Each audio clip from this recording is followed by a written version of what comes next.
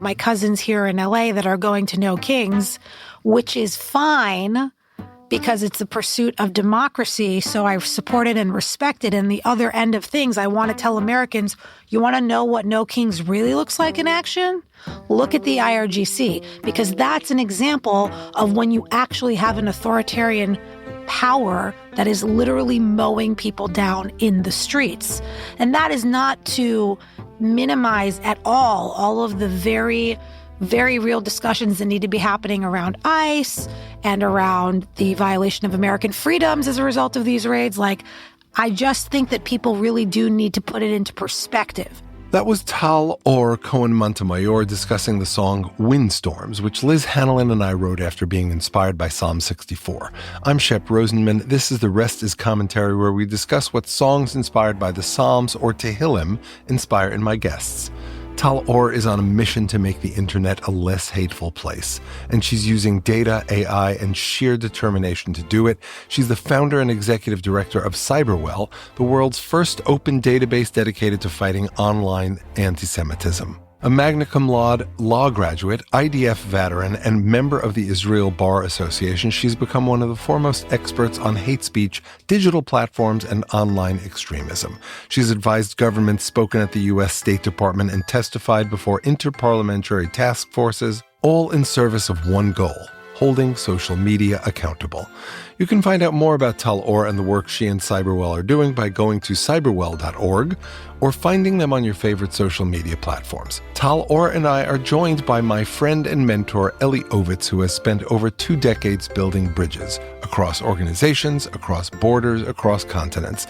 Eli is the founder of Altruists, a global network connecting people with meaningful causes. He is also the former CEO of Limud, which is active in 44 countries and is how we met. A strategic communications expert, IDF spokesperson, and diplomat with a master's in diplomacy and national security from Hebrew University, Eli now serves as ambassador for the Abrahamic Business Circle and president of Inside the Middle East. Tal-Or, Eli, and I will be talking about the role of technology in managing online hate, including anti-Semitism, the importance of systemic reform and digital literacy, the history and evolution of free speech, strategies for safer online spaces, CyberWell's approach to combating hate speech, America's complex relationship with religious freedom, understanding extremism and its management, and so much more. Please support the podcast and these songs about the Psalms by sharing, liking, commenting, and subscribing on your favorite platforms. Let's start off by listening to Windstorms. Windstorm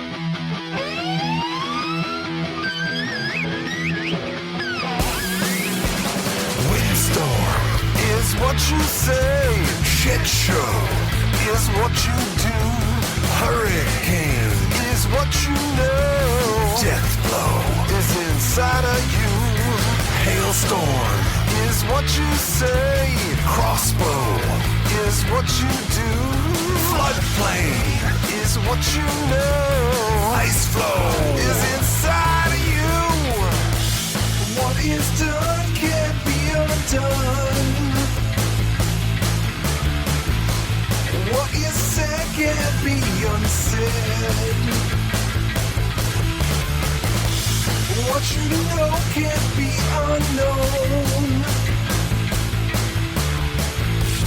Now you're tethered by a thread.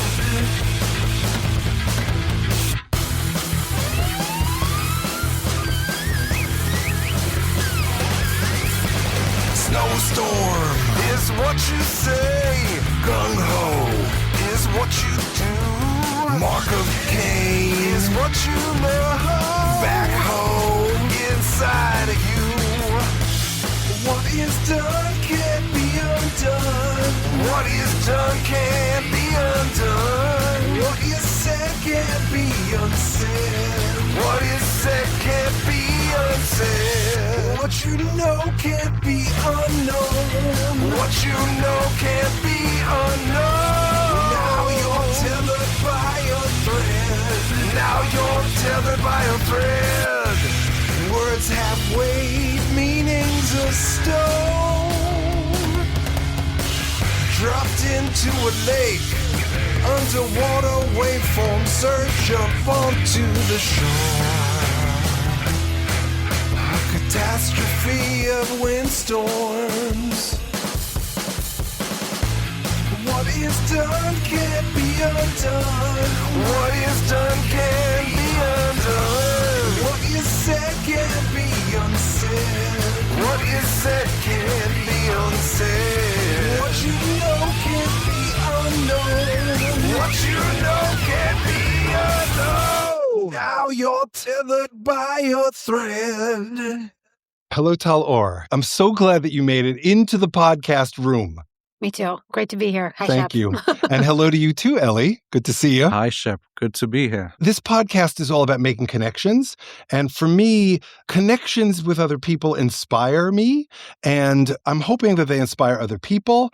The project started with me writing songs based on Tehillim because those inspired me in the same way that they inspired King David or the other authors. And so I offer each song essentially as a gift to my guests. In this case, we're looking at Windstorms. And I'm wondering what Windstorms inspired in you. So I'm the founder and CEO of CyberWell, which is the first ever open database of online anti-Semitism. I started CyberWell in 2022, started working on it actively in 2021, and I left law to study online anti-Semitism as a researcher in 2018. And I've gotten a chance in my work to really look at some of the darker corners of the internet and also the way that online expression can create a lot of hate and darkness and violence.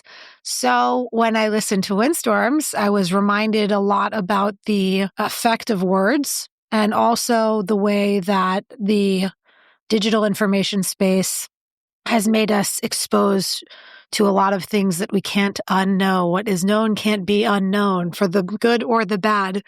And so there were two lines that primarily really got me in Windstorms, and one of them was about the power of words, and the other one was about what is known can't be unknown. And I really think that that is what a lot of the world is grappling with when they look at the way that digital platforms have come into our lives and really, really overwhelmed us in a lot of ways. Did you see our current situation coming when you first started experiencing social platforms? Yeah, 100%. So my origin story, as it were, I'm a person who was born in the United States, raised in the United States, actually born in California and raised on the East Coast.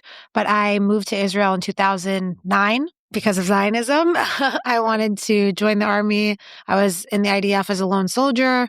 I wanted to join the army primarily because I really wanted to live in Israel and I wanted to be like everybody else and serve. And then I was working, I went to law school in Israel, did a double major. I was working as lawyer. Now I like to say that I'm a lawyer by training and not by personality, but that's no insult to you. In any case, what made me pause and leave law was the Tree of Life synagogue shooting. Stam, or did you have a connection to Pittsburgh? No, I'm not from Pittsburgh. I didn't grow up in the Reform movement. It just, as an American and as a Jew, it really, I said something is very wrong. The Tree of Life synagogue shooting in 2018 was the largest massacre against Jews on U.S. soil, historically. And I really identified it as some kind of turning point and thought to myself, you know, there's something very wrong going on. So that's when you started doing your master's in... I pivoted into open source intelligence and business intelligence, and I led large-scale research projects looking at extremism online and anti-Semitism in like the darker corners of the internet, really kind of trying to understand not only what fueled Robert Bowers, who is the shooter of the Tree of Life synagogue shooting, but what generally was happening online that we got to that state in the United States. And that's 2018. Social media started being used widely in about 2015, started being launched in 2012. It was a very short time span from the launch of social media to a turn in violent anti-Semitism. So I started researching anti-Semitism online since 2018. And I cannot say that I am shocked about the state that we're in. And more importantly, the key role that digital platforms have played in normalizing anti-Semitism today. Mm-hmm, mm-hmm. So for me, the world changed back in the 90s when the fairness doctrine, the courts got rid of the fairness doctrine, which required cable stations to Yeah. be even-handed. Right. That led to the rise of Fox, Mhm. which pushed CNN further to the left Right. and allowed for the creation of MSNBC and all the things that are pushing us to the extreme. Right. And social media, from my perspective, is yet another manifestation of that on steroids. Would the world go back to a more moderate place if we brought back the neutrality doctrine and put it on social media? No. No, because the neutrality doctrine doesn't address the primary way that we are all hooked on social media or AI now, which is the monetization of our attention. So the neutrality doctrine was very much about the way that trusted sources of media were presenting information and what the boundaries around that were. Now, social media has essentially turned that idea of what a trusted source is on its head. Right? So now every person with a phone in their hand is a trusted source. Right. And generative AI has even further flipped that concept on its head because now information at a very graphic, very convincing level can be fabricated entirely. Mm-hmm. So do you fix the problem or do you manage it? I think that any type of solutions, A, have to be rooted in technology because this is a technology issue, and B, have to be focused on reform and systemization. So I like to think back because I was a lawyer and I was working in the cryptocurrency space, and cryptocurrency was also very much a challenge to the traditional monetary system. Our markets in the United States, when were they really regulated? When was the SEC established? Mm-hmm. After the crash of 1929, because there was this moment where capitalism failed, essentially, because there was a lack of reforms and a lack of standardization of the space, which led to taking the best practices and putting them into some kind of formalized structure. So the opportunity here is that the digital platforms, I think, know eventually that they will be regulated. And they have this entire kind of cottage industry known as trust and safety, which is the policies that govern the platforms and how content is supposed to be allowed or not allowed on the platforms. So what CyberWell is essentially doing is standardizing the response of those digital platforms to anti-Semitism by working directly with their teams and helping them drive the enforcement and improvement of those policies against anti-Semitism. Is it an overstatement to say that you are helping them rewrite the algorithm?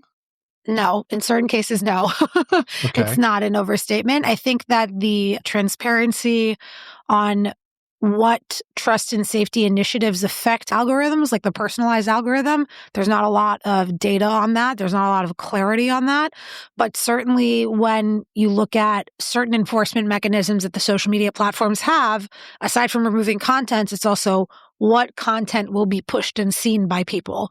Musk referred to this as freedom of speech, not freedom of reach, underlying the idea that you could tweet something that's hateful, anti-Semitic, maybe violent, and if it's not going to be seen by anybody, is it actually that big of a problem? And it's a question, right? It is a question. I have a lot of reactions just to that last piece. Yeah. On the one hand, it reminds me of the if a tree falls in the forest, Exactly. right?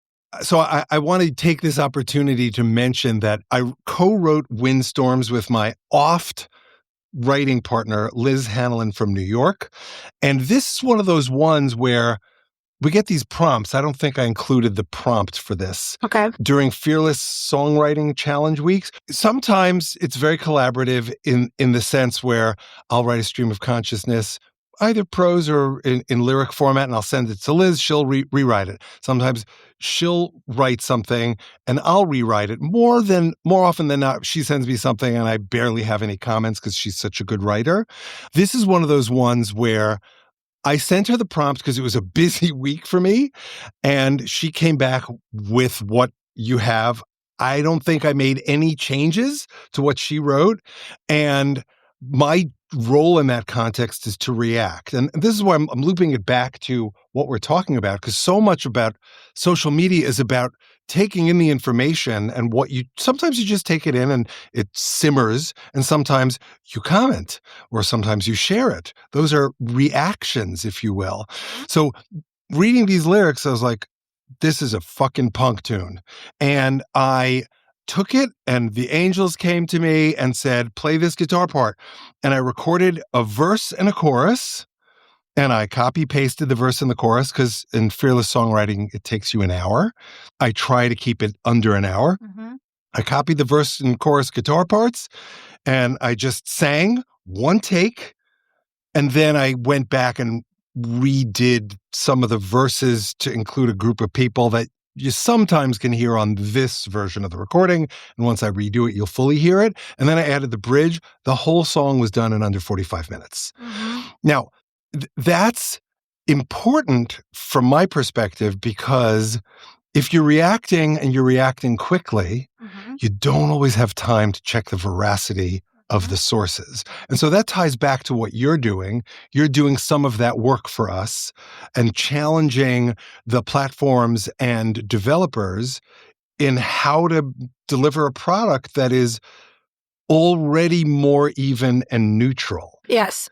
And to just mention another thing, the song I posted yesterday, the prompt was about an incredible photo of trees dancing. It was another one of those where Liz wrote lyrics, and I was like, I'm just not going to have time. I'm going to respond. And I will often say to her, well, what do you have in mind? And the 3 prior posts this week were dense and complex for the musicians among us. The first song was in 6/8. The second song was like a ZZ Top blues with 2 lead guitars and like right down to the flanger on the vocal. And the third one was in 7/4 about unraveling. Mm. And Liz responded with 1 word when I said, what do you have in mind? Or 2 words, something delicate. And it goes to this, again, this, why did she want something delicate? Well, the subject matter of the song is about the earth and people destroying itself and destroying the earth. And it's easy to make that really angry and anxiety-provoking, but sometimes it's the still small voice. And that goes back to Musk's comment, right? Because what if nobody hears it? Well, I don't think that you can make that argument with online hate. In fact, I think that we've seen the freedom of speech, not freedom of reach approach really fail, particularly on X, which is the only social media platform that we have seen has deteriorated in its rates of removal of anti-Semitism online, but more importantly, has a mechanism now that's essentially monetizing hate speech, because if something is performing well, there's much less discernment on the platform on is that going to be monetized for the creator or not. I want to expand on this. What do you do with an X and a Truth Social? How do you manage that issue, or do you manage that issue? Well, first of all, CyberWell only engages with platforms that are interested in enforcing their policies. So some people ask me why we don't work with Telegram. There's no indication to suggest that that chat platform wants to enforce their own policies. But in theory, all of these platforms, and certainly when you're looking at, or like social media platforms like Reddit that are now making up between 40 to 60% of all of the answers that ChatGPT and Gemini are creating, they have to reflect some type of mechanism of enforcing their own policies and some type of standards. Now, is it their priority? No. Did Mark Zuckerberg even think that this is something that he would have to deal with when he started Facebook? Certainly not. I mean, I think that this is one of the things that as we venture into technology being part of our existence, like a very big part of our existence, both in terms of output and input, nobody really thought about the social implications or the psychological implications of what that means. So trust and safety is, at least in some part, if it's operating effectively, meant to address the bottom line harms that may cause. Right. And is there a way to do it without costing these companies money and revenue? Well, the amount of money and revenue that it costs is fairly fractional if you think about the fact that they're making $300 billion a year, valued in trillions of dollars. And what we've seen in terms of research is that when there's an incentive in the law, so for example, copyright violation is one of the things that platforms are really effective at removing within a matter of minutes. I made a Queen video for my husband when it was COVID and it was his birthday and couldn't see anybody. I used a Queen song, not with paying anybody copyright rights. The thing was removed in 3 minutes, okay? Another world, child pornography. They've created amazing technology that's able to remove that literally within a matter of minutes. So these 2 use cases to me are examples of when there's an incentive in the law The tech companies use technology to solve the problem, which makes sense. Right.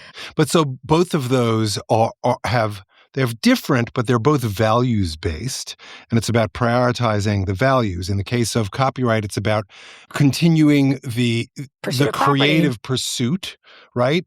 And pursuit of property. Exactly. Both of those things. Exactly. Right. And then in the case of child pornography, it's about protection of children. Exactly. Correct. So that suggests that these companies are going to want to protect Jews.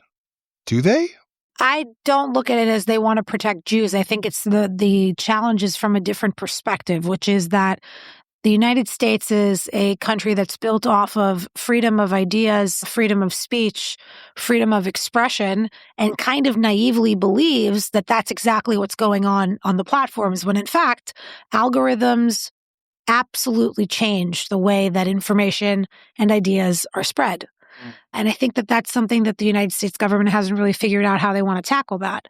But pretending like freedom of speech is existing on the social media platforms is also bullshit, because it's a monetized attention economy. Yeah. But here's the thing. I want to, bechavod ve'ahava, with love and respect, challenge you a little bit on this, sure. Because I think baked into American history is this notion that whoever is an American, as it were, is somehow better than. Like, so the way our history dealt with Native Americans, while the Puritans allowed for Jews to have a safe space here, they were still othered. It wasn't until the 1940s where some people said, okay, fine, we'll call Jews white.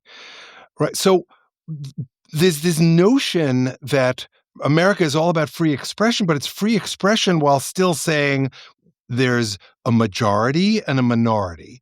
And whether the numbers, obviously Jews are a tiny, tiny, tiny minority, but we have a very active presence, which makes it seem to some people like we're the majority.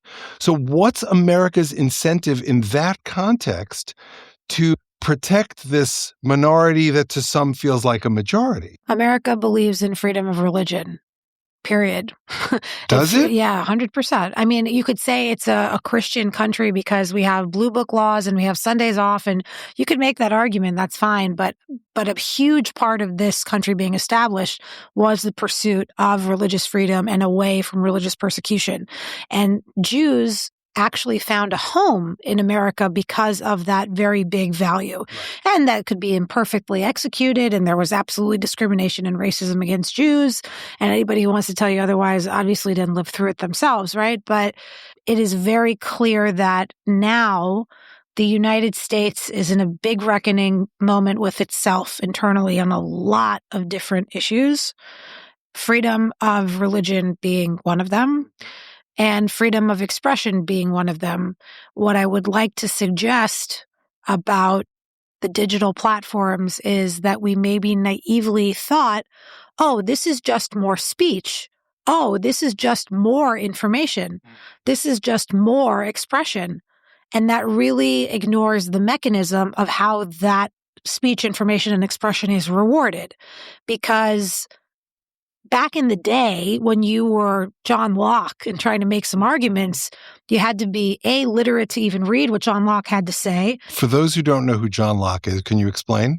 John Locke is one of the founders of American democracy, as far as I'm concerned, in terms of a philosopher who philosophically the concept of tabula rasa, which is that every person is born as a blank slate and has the right, inalienable right, to develop into whatever they want based off of their lived experience and learned experience. But this was the founding fathers of democracy. Montesquieu was another one, right? And people had to really intellectually battle out these ideas on, when we look at a free and open democratic society, what does that look like? Now, that still happens, okay? But not as much. And not as much because we have these algorithms that are diluting our attention spans and, more importantly, rewarding emotion over thought. Again, rewarding emotion over thought. It's a beautiful way of constructing that. Mm-hmm. Which Windstorms kind of talks about. So let me ask you this. We've been focusing on America in this conversation. Yeah. And you mentioned Bauer, right? So we've been talking about American anti-Semitism. But what about what's going on in Israel with Hamas and with the Middle East? Are these situations comparable or are they different? If they're different, how so? If they're comparable, how so? Where do you see them as being comparable? I mean, I'll tell you, I think that at the moment I made a joke that I feel like we're living through an episode of Star Wars and The Empire Strikes Back. Like, I really do think that people are re-examining imperialism as a model to pursue dominance, power. That's what's leading. AI dominance, energy dominance, right? And it's interesting because being in Israel and being in the Middle East, that's a reality that never disappeared. What's happening with Israel, you can talk about that in terms of the inside of the society. The entire Middle East is going through a very big reset right now. And in fact, what's going on with the protests in the Iran, and my personal heart goes out to all of the people who are being executed by the IRGC. Executed, tortured, mowed down. I mean, and this is also something that's always fascinating for me as an American who's living in the Middle East to look at. I have, my cousins here in LA that are going to know kings, which is fine because it's a pursuit of democracy. So I support it and respect it. And the other end of things, I want to tell Americans, you want to know what No Kings really looks like in action? Look at the IRGC, because that's an example of when you actually have an authoritarian power that is literally mowing people down in the streets. And that is not to minimize at all of the very real discussions that need to be happening around ICE and around the violation of American freedoms as a result of these raids. Like, I just think that people really do need to put it into perspective. So in the Middle East and in Israel specifically, the fact that power leads has always been true. The questioning around how do we feel about our power? Should we put limitations on our power? Should we create inalienable rights that we, vociferously defend? This is a Western luxury and a privilege. It's obviously a Western luxury and a privilege that I support because I wouldn't be living in Israel if it wasn't a democracy. Like, my husband and I had very open discussions about that because we were involved in protesting the current Israeli government way before the war. And we had an open red line discussion on, like, what is your red line? What is your red line? And are you comfortable sharing what those are? Yeah, sure. Absolutely. So my red line with the Israeli government, I will never forget this. There was a law being proposed by Shas that women who would go to the Kotel and would be dressed immodestly would be fined up to 10,000 shekels or 6 months in jail. And for me, I told my husband, I was like, these are laws against my gender. I cannot escape this. Yeah. And I never signed up to live in Iran. That's literally what I said. I didn't sign up to raise daughters in Iran. I didn't sign up to live in Iran. If this is what this country turns into, I'm out. For Avnel, my husband, his was, if the Supreme Court is no longer independent, I'm out, because that is the barrier that we have for this to continue to be a democracy. So again, just to keep it full circle, the United States right now is asking a lot of questions about democracy. And what does that mean? And what does that look like? And what does that show up? And what is the minimum line that we need to defend and protect? And I understand why people are emotionally involved in it. I also think they need to understand what a non-democratic society really, really looks like. And I think that they lose sight of that quite a bit. And obviously, one of the projects of Israel and Zionism is also bringing democracy to the Middle East. Like, I very much believe that. And so in that sense, Gaza war aside, Hamas aside, Israel has been in a very similar democratic fight prior to this war, and even prior to it coming to the United States, or maybe in parallel. Well, so to loop back to my question, because you gave me, I would describe as a part of the answer, but I want to go the step farther. I connected Bowers and other perpetrators of anti-Semitism. And by the way, you can be a purveyor of anti-Semitism without killing someone. 1,000%. So, let's name Nick Fuentes, for example. 100%. Right. So to me, there's a parallel between a Nick Fuentes type of philosophy and the philosophy that comes out of the mouth of Hamas. Or Ben-Gvir. Well, okay, great. You took me exactly where I wanted to go. What do you do? These are all people who are extreme, who have zero tolerance for other. Right. And that's as true. Look, I've never read anything about Ben-Gvir saying this, but I'll bet you dollars to donuts that he also would throw gay people off the roof. Mm-hmm. So what do you do? How do you manage those extremes? Forget social media for a second. How do you manage it in real life?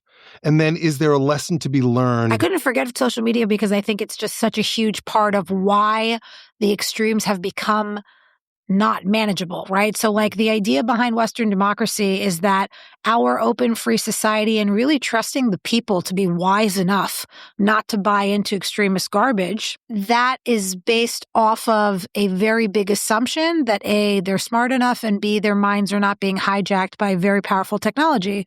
Social media and AI really challenge that. And also, I don't want to say evil, social media platforms. It's not about that. It's about the fact that there are evil actors who are anti-Western, anti-democratic, anti-other, okay, that hijack these platforms because they're open platforms. All right, so the question I asked Perplexity, my rabbi, was, when was the Arab Spring? So under the timeline you articulated, that was before social media. Well, it was part of it for sure, right? So social media started being launched wide scale in 2012, if I'm not mistaken. So the Arab Spring was 2011. But went throughout 2013 too. Okay, got it. So the reason I asked the question was, that's an instance of, I could be wrong. I come at this with no knowledge, but I can't believe that the people of Egypt were on their phones in 2010, 2011 that led to the beginning of the Arab Spring. That's part of it. But the people running that rebellion were coming from the Muslim Brotherhood. So that's the extreme version in Islam, which ultimately was the forebear of Hamas. How do you tie all these pieces together? I'm not an expert on the Middle East, so I'm not going to tie anything about the Arab Spring. But I think that what we should understand about the Muslim Brotherhood, just like China and radical Islam, but really the Muslim Brotherhood is an over 100-year-old organization. Very, very old, with a very specific ideological outcome, similar to China that plays chess and long game. For those who don't know, what's the Muslim Brotherhood's ideological outcome? I am not a Middle Eastern or Islamic expert, but if I could summarize it from my non-expert position, the outcome of the Muslim Brotherhood that the Muslim Brotherhood seeks is Sharia Islamic law in Muslim lands and the export of the Sharia Muslim position in the rest of the world. Eli is probably a better expert on this than I am. You want to comment? Is that a good summary? Well, I think what's concerning with the Muslim Brotherhood is that they are not looking inwards as a faith, that they're looking to try and convert the masses towards this extreme position. That position being Sharia law. Sharia law, restoring the caliphate, yeah. Yeah, right. The caliphate being historically Muslim lands that should be ruled by Muslims. Mm-hmm. By the way, to someone who's equally not an expert, that's consistent with my understanding as well. Yeah, but the point is that anytime you're looking at a very old organization that has a very specific outcome, we should assume that they will use any avenue to get there. Politics, media, university campuses, whatever. Right? It doesn't have to make linear sense to us as we're looking at it. We're not part of the strategy. I'd even add that they will hijack democratic institutions that we cherish, take advantage of those freedoms that we have invested in to manipulate them to a negative place.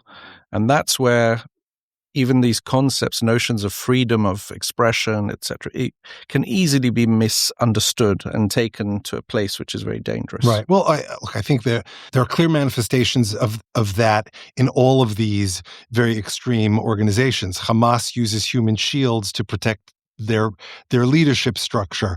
Nick Fuentes and his ilk are simply stirring the pot by taking advantage of the social media structure, making people angry about things that they're simply ignorant about. They'll just assert things as facts that are not in fact. I think that Nick Fuentes is trying to assert himself as the new young charismatic leader for the conservative movement in the wake of the assassination of Charlie Kirk.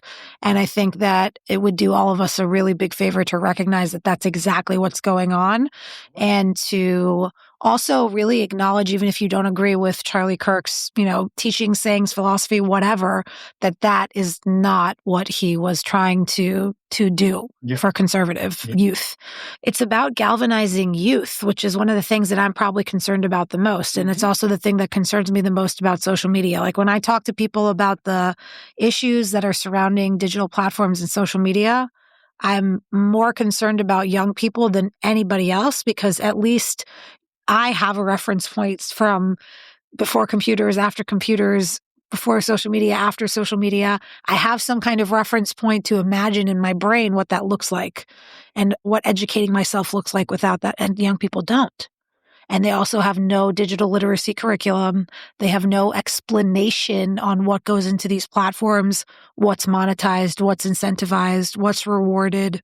Your primary function right now is to work with these entities, these big organizations. But it sounds like you've got thoughts about how to manage this at the consumer level. Do you foresee CyberWell kind of expanding to do that as well, or opening a CyberWell sister entity?